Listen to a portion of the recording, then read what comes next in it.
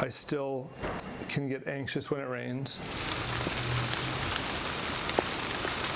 Not as much as I used to, but I mean, I have a quick link on my phone, an app to go to the river level, the water level in Waterbury, and that's definitely the mark of someone who went through a traumatic event.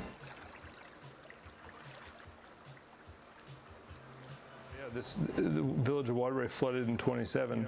The 27 flood had gone up to the second floor, and my grandfather was 10 years old at the time, and he lived up the street on Randall Street, and he was evacuated from the house in a rowboat at 10 years old. You know, it kind of bookended his life, and we walked him out in 2011. I live and work on the property of my great-great-grandfather, who made wheels and carriages and sleighs in Waterbury at the turn of the century. And this building that we're in was his carriage barn, where he made and repaired carriages and painted carriages.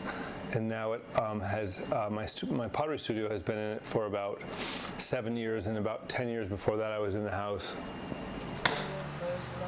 That night, my aunt texted me, and she said, "Hey, there's water in the street. You should go out and look at it." So I went outside and looked at the water in the street, and was basically like, And I had a 9-month-old baby and a 93-year-old grandfather and 2 dogs, and like I didn't have enough experience living here to know to be worried or scared at that point. And then within an hour, it was clear that the water was really coming.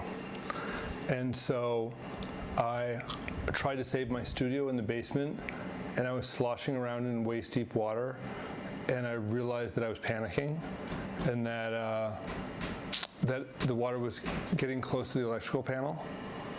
And so I was like, my wife kind of like woke me up and was like, this is ridiculous, we have to get out of here. And so we did. We left, and my wife carried the baby, and my neighbor and I took my grandfather by the elbows. By that time, the water was up to the top step of the porch, so we walked out through chest-deep water and went up to the elementary school and spent a fitful night sleeping or not sleeping there. Came back super early, and then we started investigating the first floor, and the water had reached about thigh height on the first floor, 3 inches of mud everywhere, and it was just gross. We threw out so many things.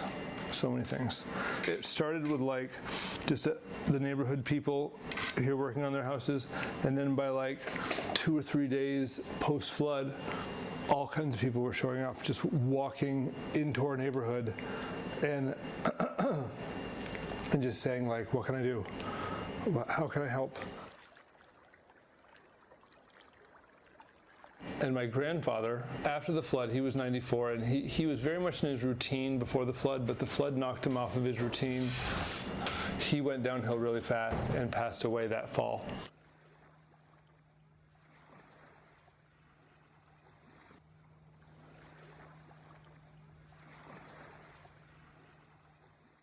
I still dream of water sometimes.